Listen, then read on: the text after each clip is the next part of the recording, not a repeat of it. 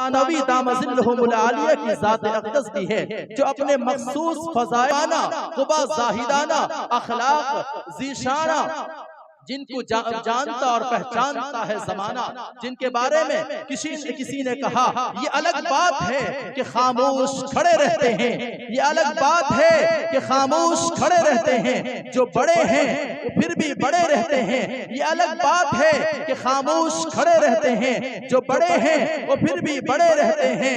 ایسے درویشوں سے ملتا ہے حضرت کا شجرہ، ایسے درویشوں سے ملتا ہے حضرت کا شجرہ جن کے قدموں پہ کئی تاج پڑے رہتے ہیں۔ آئیے جس کے لیے میں شعر کہنا مناسب سمجھتا ہوں، گل کو جو شعلہ بنا دے میں بلاتا ہوں اسے، گل کو جو شعلہ بنا دے میں بلاتا ہوں اسے، آگ پانی میں جو لگا دے میں بلاتا ہوں اسے، شیر سی آواز اور باطل شکن تقریر سے جو خرمن باطل جلا دے میں بلا دیا ہوں اسے۔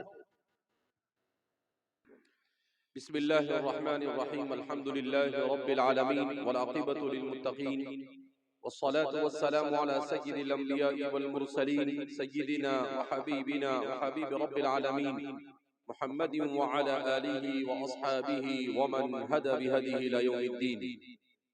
قال اللہ تبارک وتعالی فی کتابہ المجید والفرقان الحمید، فاعوذ باللہ من الشیطان الرجیم، بسم اللہ الرحمن الرحیم۔ أم كنتم شهداء إذ حضر يعقوب الموت إذ قال لبنيه ما تعبدون من بعدي قالوا نعبد إلهك وإله آبائك إبراهيم وإسماعيل وإسحاق إلها واحدا ونحن له مسلمون۔ وقال تبارك وتعالى في مقام آخر اقرأ باسم ربك الذي خلق، خلق الإنسان من علق، اقرأ وربك الأكرم الذي علم بالقلم، علم الإنسان ما لم يعلم۔ برادران اسلام، ہم رب ذوالجلال کا جتنا بھی شکر ادا کرے کم ہے کہ اللہ رب العزت نے ہمیں انسان بنا کر اس دنیا میں بھیجا۔ روئے زمین پر انسان تو بہت ہے، ایک اندازے کے مطابق اس وقت روئے زمین پر 800 کروڑ انسان آباد ہے، مگر انسانوں میں بھی وہ انسان خوش قسمت ہوتے ہیں جن انسانوں کو اللہ ایمان اور اسلام کی دولت سے مالا مال کرتا ہے، اس لیے کہ صرف انسان بن کر آ جانا یہ فضیلت کے لیے کافی نہیں ہے، صرف انسان بن کر آ جانا یہ انسان کے لیے کوئی کمال کا حامل نہیں ہے، بلکہ انسان بن کر زندگی گزارنا یہ مطلوب اور مقصود ہے۔ حکیم الامت مجدد ملت حضرت تھانوی رحمت اللہ علیہ فارسی کا ایک شعر بکثرت اپنے خطبات میں بیان کیا کرتے تھے۔ حضرت فرماتے تھے تو زاہد شدی، تو شیخ شدی، دانشمند آ ہما تو شدی، مگر تو انسان شدی، کہ تو زاہد بن گیا، شیخ بن گیا، عقل مند اور ہوشیار بن گیا، یہ سب کچھ تم بن گیا، مگر تو انسان نہیں بن سکا۔ تو کسے کہتے ہیں انسان؟ آپ کو تعجب ہوگا کہ انسان کسے کہا جاتا ہے، اس کو سمجھنے اور سمجھانے میں بھی انسان پریشان ہے۔ انسان کو خود پوچھا جائے کہ بھئی حضرت آپ کی تعریف کیا ہے؟ ہمارے مدارس میں جب سال شروع ہوتا ہے شوال میں تو مبادیات عشرہ پڑھائے جاتے ہیں، جس میں بتایا جاتا ہے کہ جو کتاب آپ پڑھ رہے ہیں اس کتاب کا تعلق کس فن سے ہے، اس فن کی تعریف کیا ہے، اور اس تعریف کے ساتھ تعریف کی تعریف بھی بتائی جائے گی، اس تعریف کے ساتھ تعریف کی تعریف بھی بتائی جائے گی۔ کیا مطلب اس کا؟ کہ تعریف کس کو کہتے ہیں؟ ما یبین بہ حقیقت الشیء، جس سے کسی چیز کی حقیقت واضح ہو جائے، جس سے پتہ چل جائے کہ مختصر عبارت میں چند تعبیرات کے ساتھ آپ اسے اس طور پر بیان کریں کہ اس چیز کی حقیقت آپ کو پتا چل جائے کہ بھئی یہ کیا ہے. جیسے کوئی آپ سے پوچھے کہ بھئی مسجد کی تعریف کیا ہے، تو مسلمان کے لیے آسان ہے بتانا. مسجد وہ جگہ ہے جہاں پر 5 وقت کی نماز جماعت کے ساتھ پڑھی جاتی ہے، یہ مسجد کی تعریف ہے. مدرسہ کیا ہے، مدرسے کی تعریف کیا ہے، اس کا ڈیفینیشن کیا ہے، تو انسان بتا دے گا آرام سے. مدرسہ اس جگہ کو کہا جاتا ہے جہاں پر دین کی تعلیم سے نونہالان امت کو آراستہ اور پیراستہ کیا جاتا ہے. ایسے ہی ایک سوال انسان خود اپنے آپ سے پوچھے اور اپنے عقل مند اور ہوشیار ساتھی سے پوچھے کہ انسان کی تعریف کیا ہے. مفکر اسلام حضرت مولانا عبد الباری صاحب ندوی نور اللہ مرقدہ وہ فرماتے ہیں کہ میں نے سائنس اور فلسفے کی کتابوں میں تلاش کیا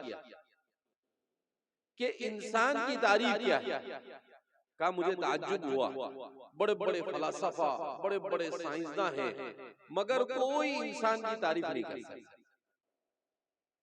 کسی نے کہا انسان کیا ہے، کہا الانسان حیوان ناطق، انسان بولنے والا جانور ہے. یہ تو کوئی تعریف نہیں ہوئی. کسی نے کہا انسان 2 پاؤں والا جانور ہے، یہ بھی کوئی تعریف نہیں ہوئی، تو سبھی جانتے ہیں. تو عجیب عجیب انداز میں لوگوں نے تعریف کی، مگر میں نے کوشش کی کہ اسلامی نقطہ نظر سے انسان کسے کہا جاتا ہے، قرآن اور حدیث کی روشنی میں انسان کی تعریف کیا ہونی چاہیے. تو فرماتے ہیں جب میں اس چیز کو تلاش کرنے لگا اسلام کی تعلیمات کی روشنی میں، تو مجھے انسان کی تعریف بہت مشکل سے ملی مگر مل گئی. اور وہ کیا ہے انسان کی تعریف؟ انسان کی تعریف ہے العبد المؤمن. انسان کی تعریف کیا ہے؟ العبد المؤمن، مومن بندہ.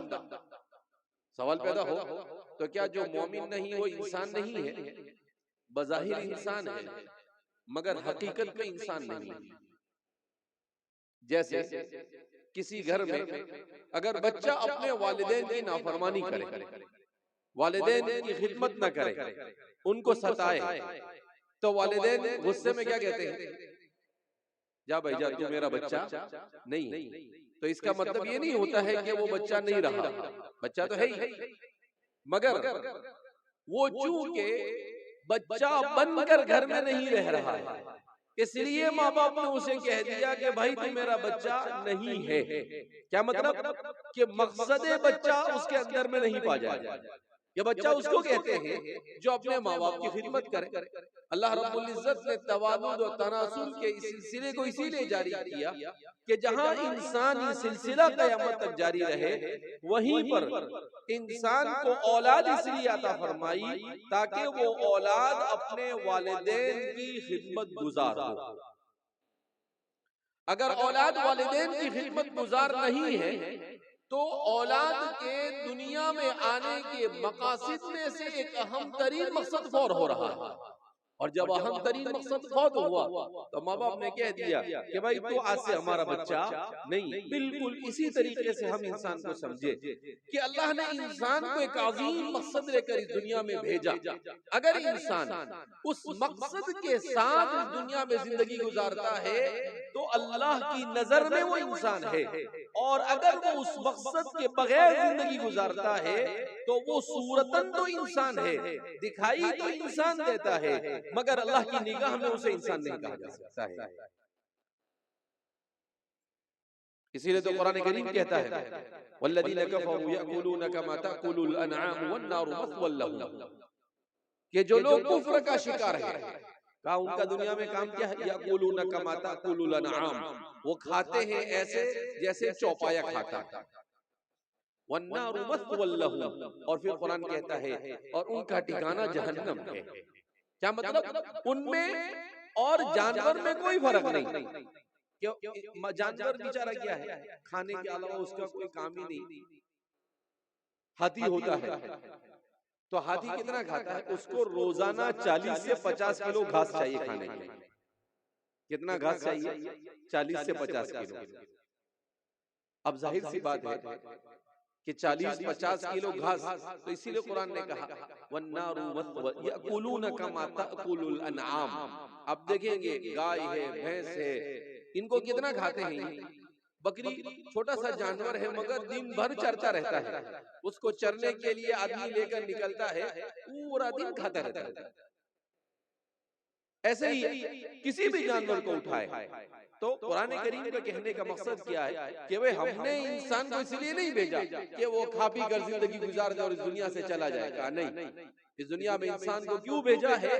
تاکہ وہ اللہ کی دی ہوئی صلاحیتوں کو استعمال کر کر اللہ کو راضی کرنے میں کامیاب ہو جائے.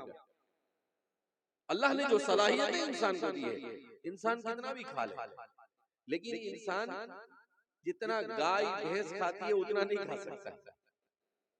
وہ ایک دن میں جتنا کھاتی ہے انسان ایک ہفتے 10 دن 15 دن میں اتنا کھاتا ہے. کتنا کھائے گا کتنا کھائے گا.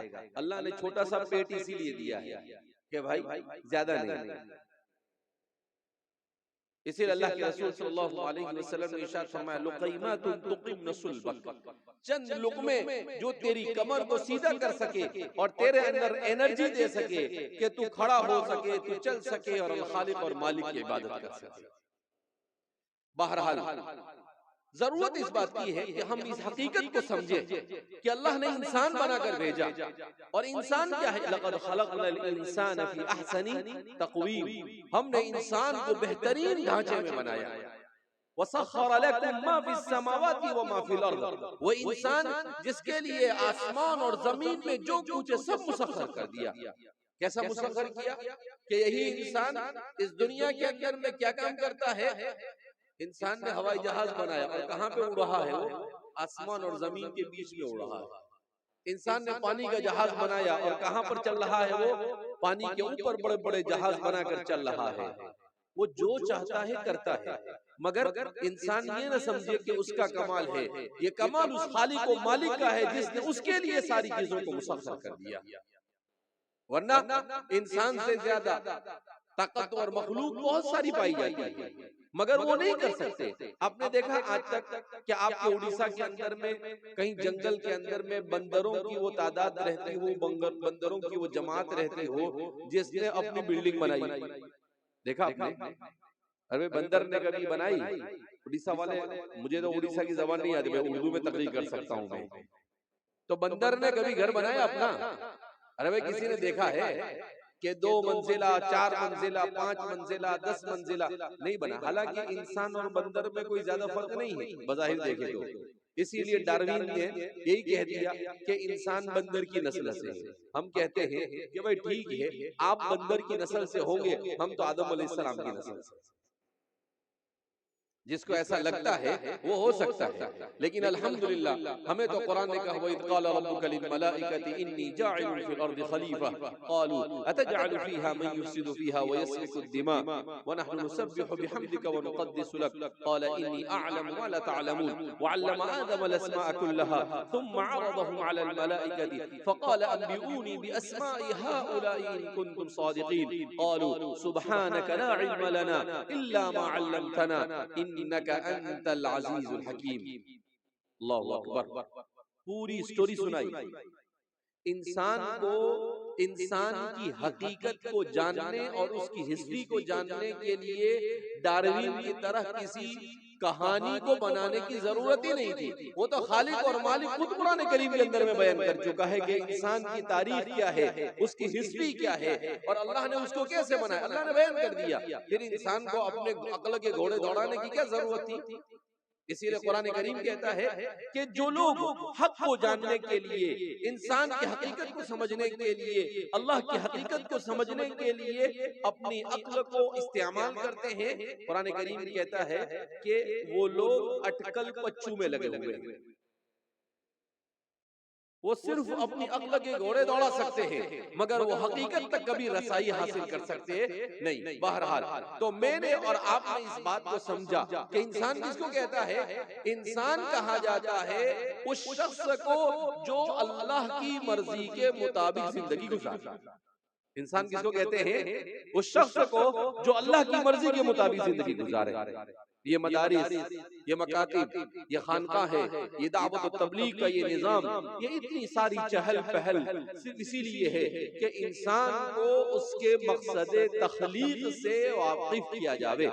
جو سبق وہ بھول چکا ہے، جس لیسن کو وہ فراموش کر چکا ہے، وہ سبق اسے یاد دلایا جاتا ہے کہ بھائی آپ کی دنیا میں آنے کا مقصد صرف پیسہ کمانا نہیں ہے. آپ کی دنیا میں آنے کا مقصد صرف کھانا پینا گھومنا پھرنا نہیں ہے. آپ کا اس دنیا میں آنے کا مقصد صرف اپنی خواہشات کو پورا کرنا نہیں ہے، بلکہ آپ انتہائی عظیم مقصد کے لیے پیدا ہوئے. حجت الاسلام حضرت مولانا قاسم صاحب نانوتوی بانی دارالعلوم دیوبند نور اللہ مرقدہ نے بڑی قیمتی بات ارشاد فرمائی.